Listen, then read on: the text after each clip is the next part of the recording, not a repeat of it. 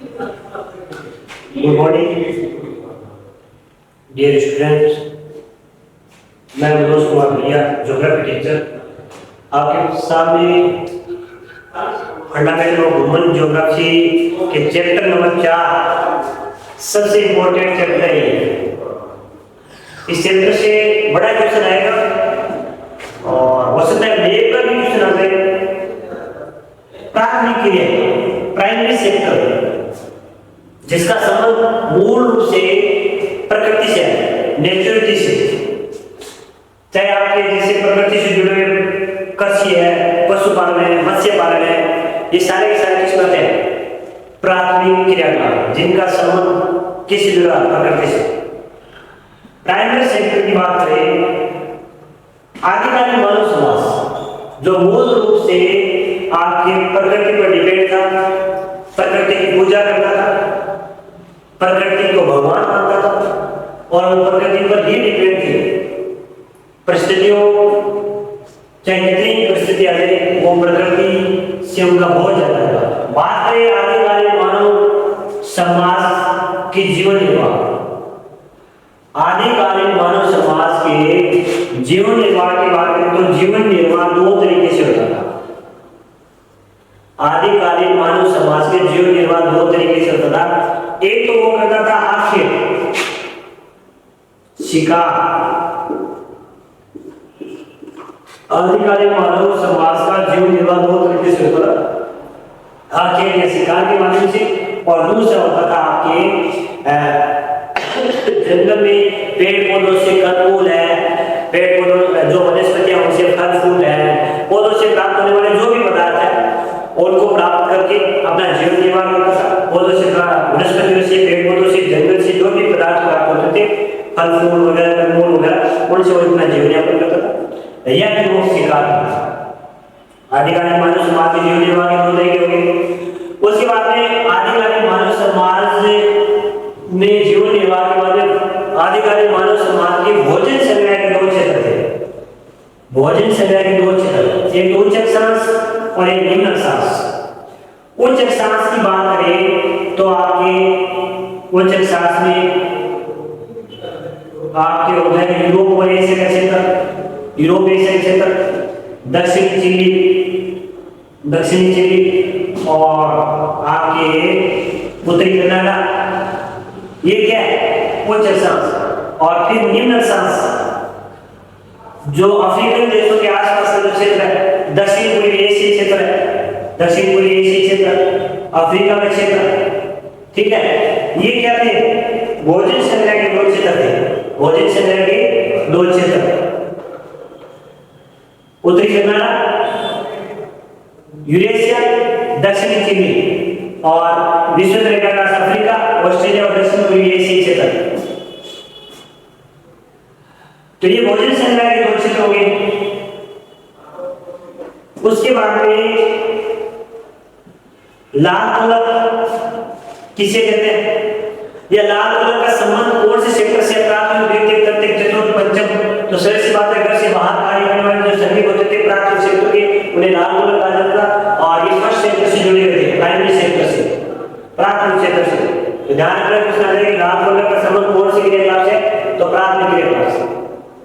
अब अपन बात करते हैं कि जब धीरे धीरे समय में बदलाव आया और मनुष्य ने सोचा कि अब अपन आखिर के शिकार के अलावा अपने जीवन यापन के लिए, जीवन निर्वाह के लिए कुछ और अपने सही बात है। जब आदि मानव समाज के शिकार के माध्यम से जीवन यापन नहीं हो पा रहा था, तो उसने सोचा कि क्यों न अब अपन कोई दूसरा उपाय ढूंढे, उपाय की खोज करें जिससे अपन उनका पालन पोषण भरण हो सके। तो मनुष्य ने सोचा कि अपन करते हैं पशुपालन का कार्य करते हैं। किसका? पशुपालन। और पशुपालन कार्य की शुरुआत करते हैं। और पशुपालन दो तरीके से थे, एक तो स्थायी और एक अस्थायी, जिसमें चरवासी पशुचारण और वाणिज्यिक पशुधन पालन। चरवासी पशुचारण और वाणिज्यिक पशुधन पालन दो तरीके से, दोनों के अपन तुलनात्मक रूप से अध्ययन करें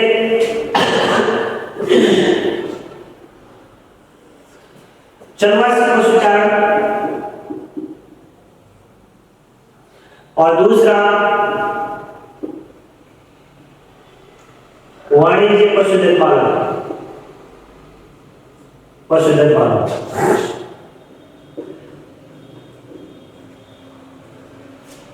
चलवासी पशुचारण, इसमें पशुचारक पशुओं को स्थान बदलता रहता है, ऋतु बदलने के साथ साथ अपनी जगह में भी क्या बदलाव होता रहता। चलवासी पशुचारण में पशुचारक पशुओं को लेकर स्थान बदलता रहता था, ऋतु बदलने के साथ साथ अपने स्थान में भी बदलाव होता रहता था ऋतु के अनुसार। कंपेयर की बात करें, चलवासी पशुचारण का मूल उद्देश्य क्या था? जीवन निर्वाह। क्या है? जीवन निर्वाह हो सके। इसमें वाणिज्य पशुधन का उद्देश्य क्या था? धन या पूंजी। जीवन निर्वाह के साथ साथ पशुपालन के माध्यम से वो धन या पूंजी भी कमा सके, इसके माध्यम से सिर्फ जीवन यापन हो सकता है। इसमें ऋतु बदलने के साथ साथ स्थान को बदलते रहते हैं। इसमें स्थान है वो पशुओं का एक जगह स्थायी होता है। इसलिए पशुपालन क्या होता है कि जब गर्मी के मौसम में पहाड़ी क्षेत्र में चले जाते हैं और सर्दी के मौसम में चलवासी पशुचारण मैदानी क्षेत्र में आ जाते हैं, जैसे भारत में हिमाचल, लद्दाख गर्मियों के क्षेत्र में पर्वतीय क्षेत्र में चले जाते हैं और जैसे ही सर्दी का मौसम आता है वो मैदानी क्षेत्र में आ जाते हैं। तो ऋतु बदलने के साथ साथ स्थान बदलता रहता है। इसलिए पशुपालन क्या होता है, एक बाड़े में निश्चित जगह पर पशुपालन किया जाता है, एक बाड़े में पशुओं को बंद रखा जाता है। इसमें अनेक प्रकार के पशु होते हैं, भेड़, ऊंट, गाय, भैंस, भैंस या इनके अलावा याक, ठीक है, और भेड़ बकरी जो भी, जबकि इनमें बाड़े में एक ही प्रकार के पशु रखे जाते हैं। अगर एक बाड़े के अंदर गाय जो पशु है तो वो गाय ही रखेंगे, दूसरे पशु उस बाड़े में नहीं रखेंगे, निश्चित जगह होती थी, ठीक है। अब इस पशुधन पालन की बात करें तो इस पशुधन पालन में आपके जीवन निर्वाह होता था और ये पशुधन पालन की शुरुआत कहां से होती है? इस पशुधन पालन में आप बात करते हैं भारत में थार के मरुस्थल, अफ्रीका का सहारा मरुस्थल, भारत के हिमाचल प्रदेश की आपकी गद्दी जनजाति, बकरवाल, ठीक है, उत्तराखंड में भरमौर, गद्दी, बकरवाल, ये जो आपकी जनजाति है वो कौन सी पशुपालन करते हैं? चलवासी पशुपालन। जबकि इसकी शुरुआत हुई थी पश्चिमी देशों में, ठीक है। इसमें पशुओं को एक बार उच्च दक्षता वाली प्रौद्योगिकी के माध्यम से किया जाता है। पशुओं के स्वास्थ्य सेवा की बेहतर देखभाल होती है और इसमें देखभाल के लिए पूंजी की लागत क्या होती है? अधिक होती है। उच्च तकनीकी और उच्च दक्षता की आवश्यकता होती है किसमें? वाणिज्य पशुधन पालन में। तो अपनी बात चल रही थी चलवासी पशुचारण और वाणिज्य पशुधन। अब अपन बात करें चलवासी और वाणिज्य पशुधन पालन के क्षेत्र। सबसे पहले चलवासी पशुचारण। चलवासी पशुचारण आपके अफ्रीका के अटलांटिक तट से, अफ्रीका के अटलांटिक तट से होते हुए ये आपके भूमध्य सागर और अरब कंट्री, ये आपके अरब कंट्री होगी, अरब देश, ये आपके अटलांटिक तट और आपके इस तरफ आगे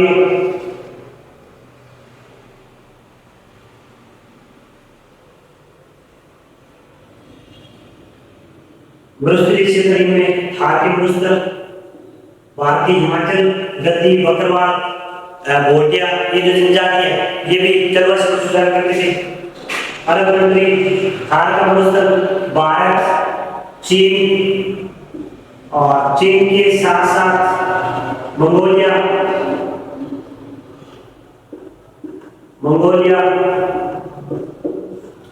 आपके ऊपर में टुंड्रा प्रदेश,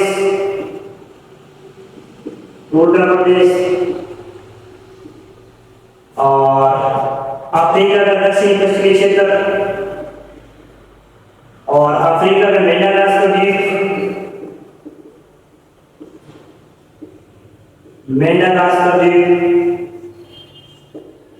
ये तो हो गया आपके कौन से चलवार पशुचारण के क्षेत्र, किसके चलवार पशुचारण के क्षेत्र, अटलांटिक तट, अफ्रीका के अटलांटिक तट, अरब देश, खारतम पुस्तक, सारा पुस्तक, भारत के हिमाचल प्रदेश, चीन, मंगोलिया, कोंगा प्रदेश, मेडागास्कर, दक्षिण पश्चिम अफ्रीका, ये तो चलवार पशुचारण क्षेत्र हो।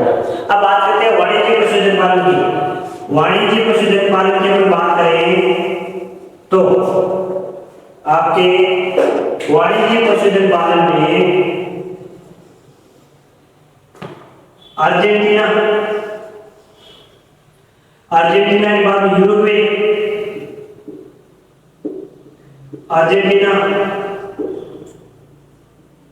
यूरुग्वे, उरुग्वे,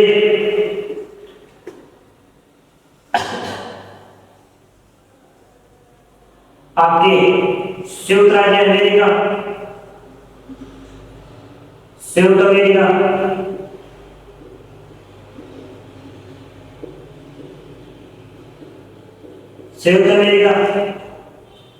ऑस्ट्रेलिया,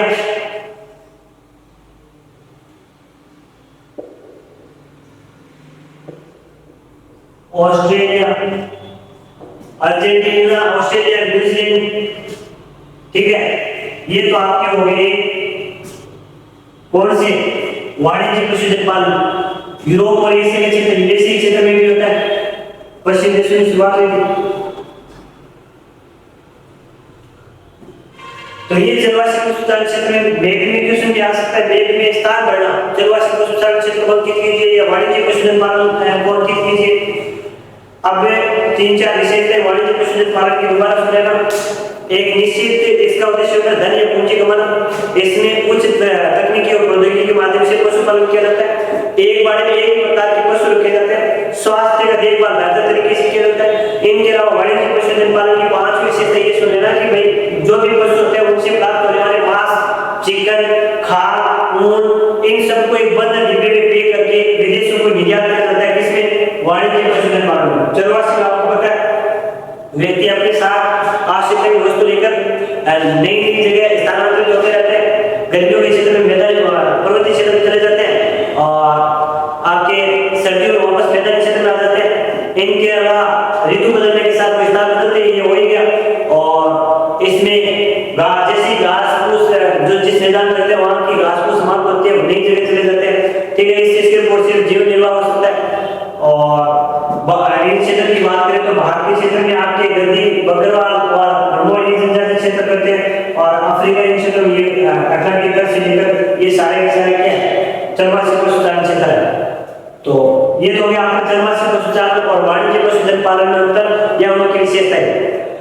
अगला आपके जो इस चैप्टर से क्वेश्चन पुट हुआ है वो है निर्वाह कृषि। और निर्वाह कृषि है वो कितने प्रकार के? 2 प्रकार के। निर्वाह कृषि कितने प्रकार के? 2 प्रकार के।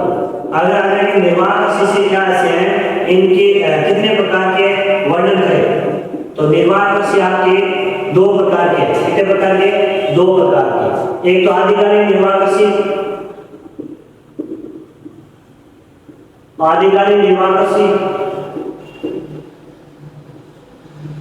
एक आपके गहन निर्वाह कृषि।